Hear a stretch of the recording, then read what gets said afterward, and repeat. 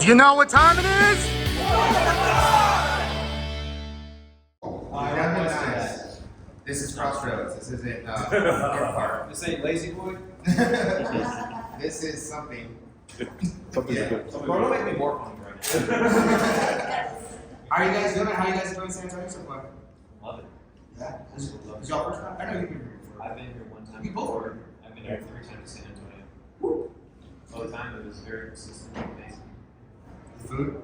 Yeah. San Antonio's a vibe. And actually, both times I lost my cell phone.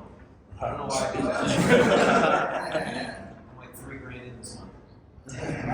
Okay. So, Power Rangers. Are you guys kind of surprised about, the continued love, especially with Red Rangers? There's a lot of love with Red Rangers. How do you guys kind of feel about that, especially coming, after your career, after Power Rangers? I mean, I feel like, especially like back in, like, you just have to have a job. And 20 years later, it's still sticks on me. It's amazing. It's, I don't think I envisioned it, at the time, but this shit's never gonna die, and I think that's pretty dope. What you? It's been a privilege, absolutely. I don't think I had the same mindset of gratitude and privilege when I first walked on set, but as soon as they called the cut, and as soon as I came back to the US and just saw the fandom, and it's a global fandom, just it takes you a dream come true, childhood dream come true. The Red Ranger, for me, most people's popular favorite. I don't know if it's the color, but I think all people want to be the hero. In their lives, we ask for strength, but we don't ask for the battles. And when they see the battles that we have to go through, I think it reminds them of their true power. And we need more heroes in the world anyway. Right? So, we need heroes in the world. So, like you said, when you first came, you just need a job. It's like, was getting for both of us, getting Power Rangers something like, this job was like, it's a little audition, it's a balance. As an actor, you get a lot of auditions. Yeah. And you get really excited for some, and some not as much, to each their own.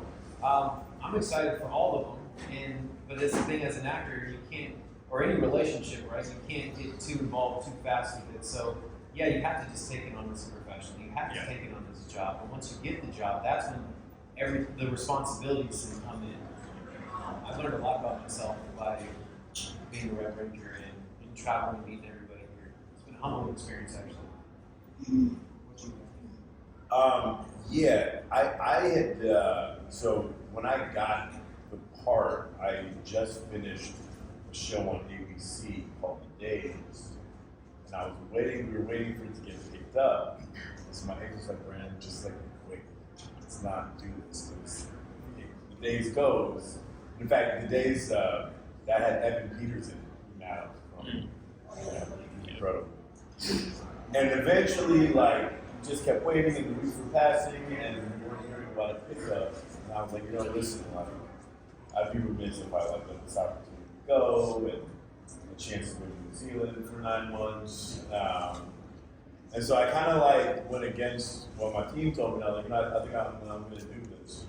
And it was great. It was one of the best decisions, one of the best life experiences I've ever had. Now, I think, Andrew, 14, I think the fandom kind of started, becoming more community as well. Were you kind of surprised to see, because you were 2014 is right? That's not right with me, of course. Yeah, 12 to 14, 15. So were you surprised when you kind of came out of it to see this instilled, fandom that embraces Power Rangers and embraces every single team? Well, it was the Neo Saban era. That was one thing when I saw the audition that was taking it back on the loop. But this is really why I want to be a part of it, because that's what I fell in love with, this style. Absolutely. How about Brandon? What about you? As far as you've gone out on a bunch of shows and everything like that, and you kind of got away from actors get away from the role that they did 10, 15 years ago, and then you come back to cons. What is that like? To see the fandom oh my God, they're still talking about Jack. It's dope, man. I talked to my friend this morning, who's never really been to one of these and doesn't really understand. And she's like, how did it go? And I was like, man, it's actually really, really sort of nourishing. You have to come back and you know, I think you have a responsibility to just like show up and like, you know, sort of receive the appreciation, give the appreciation back, because you know y'all are really like the lifeblood of this thing. Y'all are the ones who keep the heart beating. So yeah, like it's just really nourishing. Very nourishing.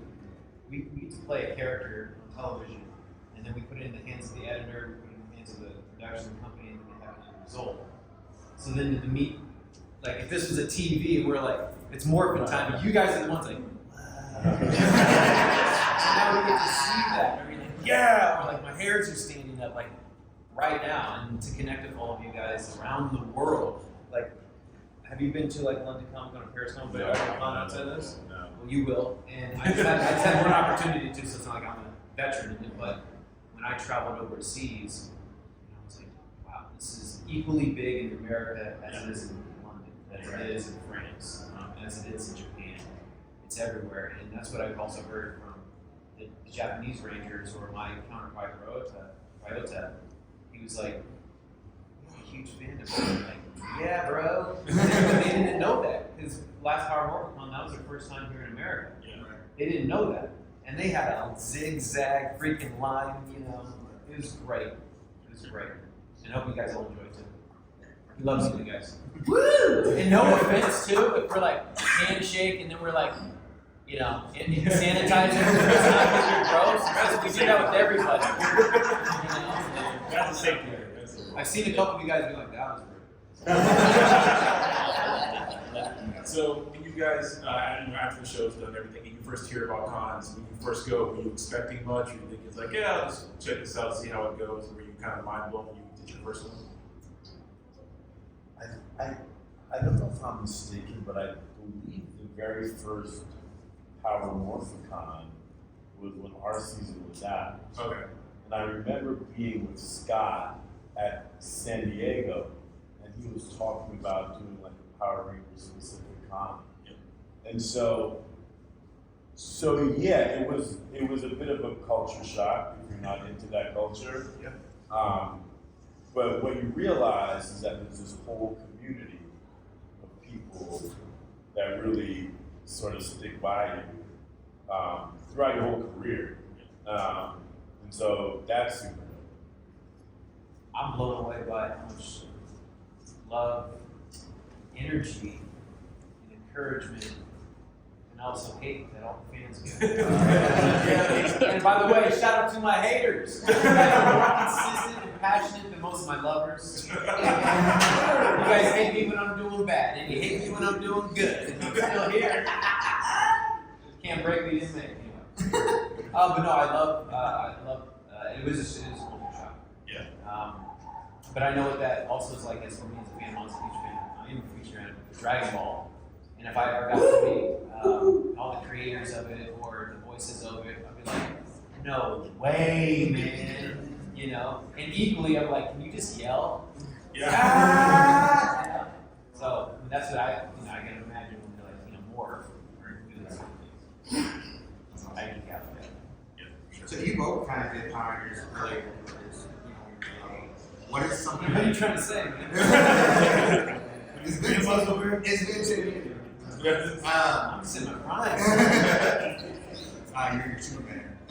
So, as actors, do you think that from Power Rangers, you guys took away something from that you still use to this day, or learned lessons, or prepared you for something as far as actors? Yeah, I learned I never want to be a spandex again. Never. Yeah, I think there's like value in I try to tell people what makes Power Rangers unique as a show when you're acting in it is that like everybody's in every scene all the time. And most TV shows don't operate like that. But there's always 5 of us or 7 of us in every freaking scene. So it teaches you a lot of patience because everybody needs coverage. And there's a lot of times where you just don't say nothing, but you got to be there. Everybody's got to be together. So it teaches you patience. It's a real sort of crash course in how the machine works. Yeah, so it was great. It definitely taught me how to be more assertive in my life, more confident in my life. Working on just make it a little deeper, work on my insecurities, being my trailer as the Red Rangers. We got to lead everybody. So leaders do what? They set the tone. So we're not doing, you know, half-ass kiosks. No, we're making, like, if we're in the quarry, rocks are going to fall from the top. Get up! You know, like project. And I wasn't that, I was a confident person, but I wasn't as confident as I felt like I needed to be. But when you put that suit on, and for me, it was a childhood experience. I cried for a second, and I was like, heroes don't cry. But you step out there. So anyway, I got my assertiveness, my confidence that it stayed with me for the rest of my life. It also had me have, again, screen time for everybody. You have this empathy, this understanding. You seem to understand. You want them to get their angles and stuff. And also as the Red Rangers, they make us look like Batman. We're very center focused. and the whole time, you know, you'll have like everybody there. They're like, you're gonna stand in the middle, or a little bit. And then they put you a little bit further, and then I'm like, nah, we're all gonna go forward. And they're like, no, you need to be here. So, and you know, and then all for the action figures and the poses. By the way, if you guys didn't know, this is the limited edition, carbon copy edition. This is my actual body, guys. This is my body, so it's right there. If you didn't know, there's 9 on this side. But no, it definitely is made me a jokester as well, because you got to cut through sometimes hard moments, and I like to use comedy. So to go from like different roles, and I remember like I told you yesterday, like your role in the Rookie, which is vastly different from Jack and almost whatever we're here for. Glad you would. Yeah.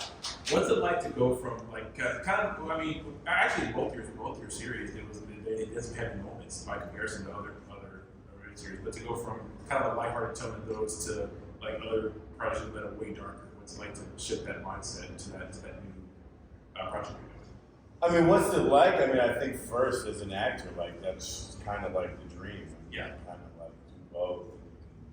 Do something dramatic that you really gotta invest in emotionally, and then you gotta follow it up with something that's lighter where you get to be small and kind of silly.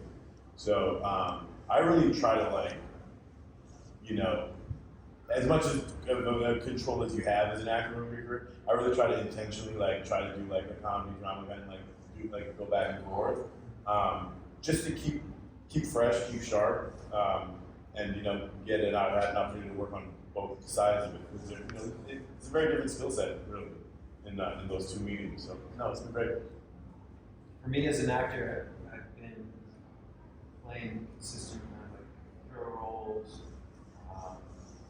those kind of leading roles. I actually just did a supporting film that's crushing in festivals right now. It's going to be streaming in the theater, but it's with Danny Trejo and Veronica Falcon, who did the South Military, Jumanji himself, and I play a villain in this one. It's an MMA fighting film, and I play kind of like a Conor McGregor in your face, you know, larger than life character. But yeah, I'm the villain in it. And at the end of when it premiered at Santa Fe Film Festival, we got standing ovation. It was a really good fun cinema, so you guys can see it. But people came up to me who they met me before, like red carpet and stuff, and they're like, "Man, you're a piece of shit. you just damn dude, you know how to make people hate you, bro." I would never see that. I would never know. And I was like, "Well, true colors." Just kidding. But it was an experience to see, you know, not people loving dude. They're like, "I freaking hated you." Yeah. So I guess bad press is good press, but it was a different tone going in as an actor. Like I felt kind of bad because we got to do a lot of improv, especially when we're doing the weigh-ins for the fight. And I knew from that actor and the director told me, he's like, this actor is having a moment today, but we're gonna push through, and this is very important. It was a very important scene. It really was, the weigh-in fight and stuff like that. Nose to nose. He's like, I just really want you to trigger him. I really want you to trigger him. I was like, so should I French kiss him? Yeah. This was taught in my acting class. When you go up to a guy to trigger him, you basically got to try to embarrass him, right? And I was like, nah, I'm gonna save that for the after party. But what I noticed that was his first day, his wife and his kids were outside. So when he looked straight up to me, he's like, "You ready to do this?" I was like, "How's your wife and my kids?" And dude, his eyes just I saw veins coming. So that was a lot of fun. So yeah, playing that role. And then at the end, I was like, sorry! I didn't mean that. And he actually held on to that pissed offness for the rest of the day. And that's when the acting stopped. I was like, he's going full method on me. I know it was cool seeing Brandon out there watching Firefly playing and go to the rookie.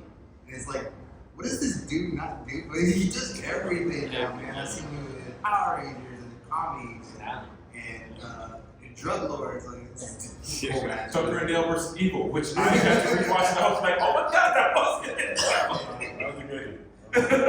Do we have any questions for? First, I just want to say a couple things. First, Brandon, when I first saw your season and episode, the first episode, you came out of the shadows, and you went like SSBBD emergency. That was really cool. Like, how does it do that? Because that's so awesome. No, that's called post-production. First season, and when I first saw it, and I saw you do all those cool things, like stand up to those bullies, you know, and like see tears. I'm not here. I don't see tears here. You know, you can tell it was like what's about bullying, how you supposed to stay courageous, about creep-offs and all that. That was also post-production. Yeah. You had to do like a 20-minute stare off and get all these different angles, and the lights are in your face bright, so I was crying the whole time. Like, you see any tears? It just kept falling. Yeah. So no. That's when I saw the legendary battle, you see eating Tommy, JDF, you know, Yeah. it was so cool. But anyway, my first question is actually for Brandon. When you were done with SPD, did you ever like go watch the other seasons, like up to Megaforce, and then later you approach Andrew and be like, dude, you were so awesome playing my character. You did awesome. Did you ever do that? I'm afraid I haven't. It's okay. My first time really connected and you can feel his energy. He's cool, calm, collected. I'm the loud and spirit. Yeah. Okay, my second question is for Andrew. Let me see. Oh yeah, what was your top 3 most favorite legendary Ranger modes? It was, first of all, transforming into this character, which I recommend. Steve knows that and also knows that. The next one is turning into Alex Harmon. It's a lot of high school thing. So 2 Red Rangers in the same high school. So something in the water. The next was just on the same island suit, fulfilling the dream. After when they called Pat on the first day, I remember I first said it's morphing time, and like, you know, they had pyrotechnics, and you could feel the heat. I was like, pinch me. Oh wait, this is real. That was pretty cool. Yeah, because when I watched the show, I was wondering why didn't you use the Ultra mode more often? You just That Ultra mode was so sick. and you never got to use the Zords of the other Rangers. You know, you just got the We only got to do is so much in 22 minutes. Yeah. If it was an hour, we would be doing a lot. The next question for both of you: was there any embarrassing moments on set for your season, Lady Pranks? There's Yeah, Chris used to play a lot of pranks, so I had one of those little Canon cameras in 2005. So all three of us shared a trailer. You have our own trailer, we shared a camera. So Chris, in his infinite wisdom, stuck a banana down his pants and took a bunch of photos on my camera. It's like when I opened it, and I was like, dude, can we like graduate into adulthood? Like, is this funny? Yeah, he refused. It's like I refuse. So that was funny and managing all at once. we would hide in each other's trailer. So the girls would hide in ours, and we would hide in theirs, and different like little pocket corners. I would see a dresser, and it would scare the living crap out of them when they think they have a long time here. You know, unzip, you're like, I'm just gonna take a little power nap, and then you're hiding in a compartment where you grab the rank and you're like, ah, and they just lose their shit. That's okay. Again, that's what we got to say. And then the girl's like, stop! I want to stop. I'm like, nope. You know, I was thinking about SPD right now, Brandon. And maybe it's just me. I remember watching it, and because I watched it not self-holder, I was not child not watching, but was your Blue Ranger a little racist? How do you want him to answer that? Okay, well, this is Am I wrong asking? well, this is actually it's been weird. Like on Twitter recently, there's been a lot of these weird kind of things coming up. Like literally in the last 6 months, so it's interesting you guys. I don't want to.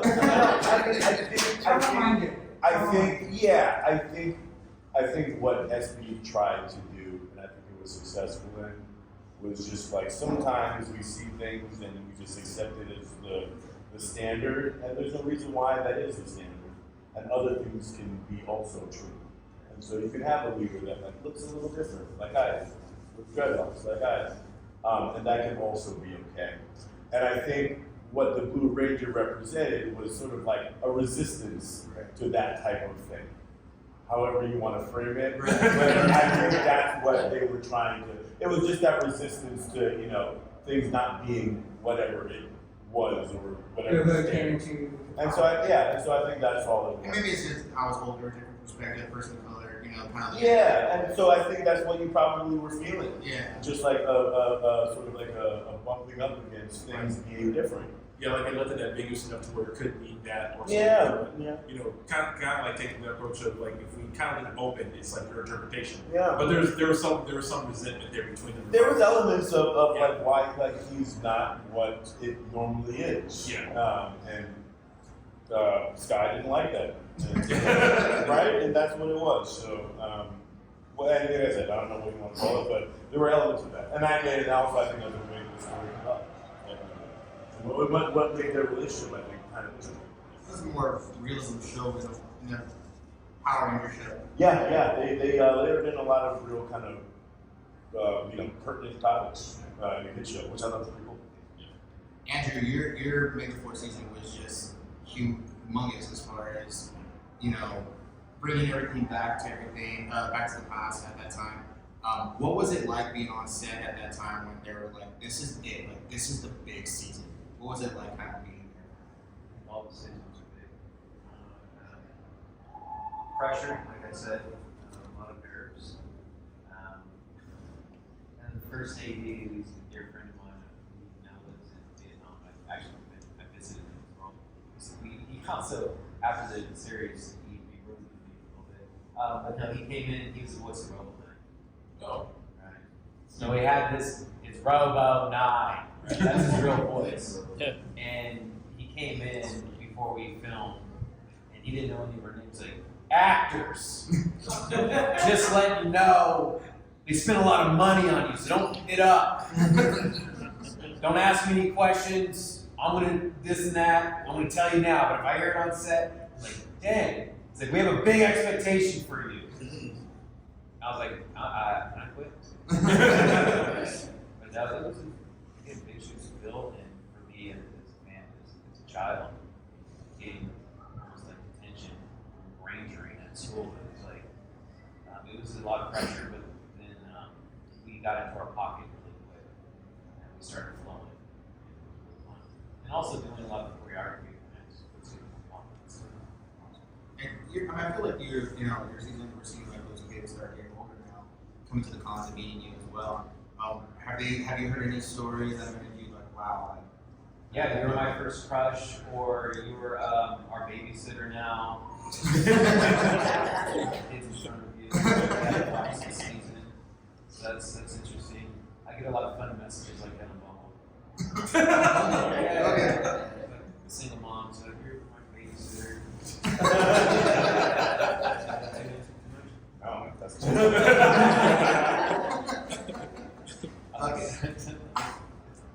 I was like, okay. My hour.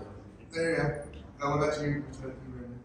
what? Any stories that come up to you and you're like, oh wow, this is. I mean, for me, it's a lot of, for me, it's like a lot of black kids who were like, man, like, I've never seen nobody or nothing before I saw you. And it's my younger brother is a counselor at a junior college in California, and he runs like a black student program there. And so like his students will come in and he left like my photo on the wall. And he's like, you like SPD? And And he's like, dude, do I like this? He's like, that's my brother. No, we're like, get out of here. And so like that to me, man, like that is, there's so much value there, and probably more than I'll ever really understand, but that's what I get most of the time. Any other questions from the audience? Yes, sir. This one's for Brandon. Yeah. Would you say that, I'm not sure if you follow Batman Beyond, but would you say that Jack was the Terry McGinnis of Power Rangers? Terry McGinnis? In what way? Kind of like similar how him and Cougar had that argument about him wanting to have his own life outside of being a Ranger. Yeah, I mean, I think there are parallels there. I like the way, I like that they kept Jack like true to himself rather, and they didn't feel the need to like tie up his story in like a pretty bow. And when Jack felt that he was done, he was like, you know what, I think I'm good, deuces, and that was cool, you know. And I thought that was like sort of like the truest end to that storyline, and I really appreciate that they didn't try to like frizzy it up and make it like happily ever after. He was like, I'm good, y'all can have this. And He was always the guy who was the beat to his own drum. yeah, and they stuck true to this. So I thought it was really dope. So Andrew, with the whole season being an anniversary, the aspect of bringing in certain characters, was there maybe a certain character that you might have wanted to see a little bit more, a certain actor that you wanted to reminisce with, or something like that? Because there's so many within the content, always like, well, I could have been like working with this person, or could work with this person.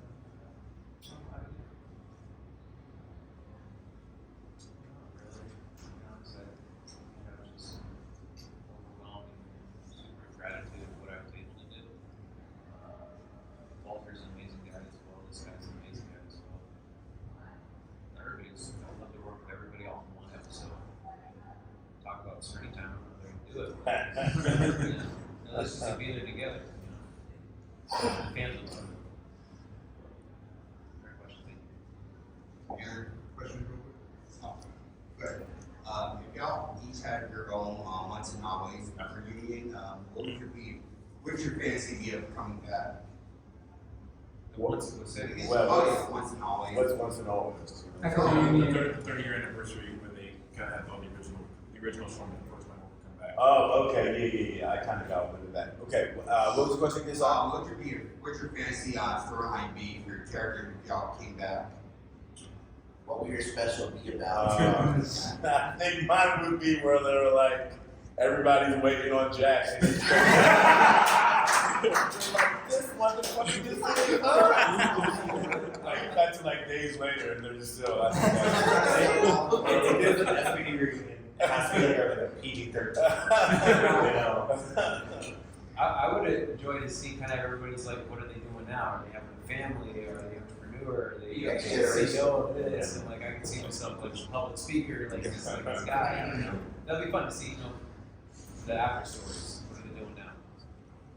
That was my question. That was your question? Oh, shoot. I was gonna Out of say, all the questions, come on, man. I always try to get asked a question. That was it. That was it. Okay. Any other Of course, they questions? come to the swamp with me for years. Are you guys another one? Last time. What was your favorite scenes of all time? Of our series? Yes. Yeah. Oh, man. That's a good question. There was one scene, I don't know if y'all remember the episode when we found out Jack didn't have a birthday. And there was a cool scene with me and Allie when he was kind of explaining. Stake out. Stay there, you go. And that was cool because, you know, as Rangers, you got to be the characters are so like typically outwardly confident, and that's when we saw a little like vulnerability in Jack, and a little like unsteadiness, and it was nice to be able to kind of go to that place. So that was. For me, it was a couple scenes. I really enjoyed the Rubble Night scene a lot. For me, I shared this with supporters basically at the table. I wanted to know some of the back history of the character, and I said, well, we did a backstory. They cut it out. and which would have made more sense, I think, for the fandom of how we did our scene. So the director was telling me, like, this is the scene where Raoul and I is basically betraying him. You know, we've already been kind of like army brat going, moved around with her father, you know, having friends. So this is going to be the closest connection, relationship we have, even like a father figure, right? But then he goes evil and he betrays you. So there was a lot of outward emotion with that. But I got to choreograph that scene, like with the stunt team, and we went over it for a couple of days. So they said everybody's going to get like one episode where they're going to get to do something that they really want to do, and that was my episode that I was waiting for. When they told us that before we even started filming, so I had to wait until season 2, and I was like, this is the day that we're gonna rock this scene. I think it just came out absolutely amazing. And then of course the scene where we have our Armada battle with everybody who flew in for all the cameos, and then RIP to JDF. But he's like, I want you to lead this one. And then you see the big V of all of us, and we just charge them, and they call it cut. And they're like, okay, take a look at this on the screen, right? On like Video Village. And I'm like looking at it, and everybody's behind, and I'm like, chills. That was so sad. And then hand here, and a hand here, and I look back, and it's all the brothers and sisters of the Rangers, and I'm like, that was sick! It's a wrap, you know? So those are my two episodes. That's awesome. That's awesome. All right, guys, that's come to the panel. Thank you, guys.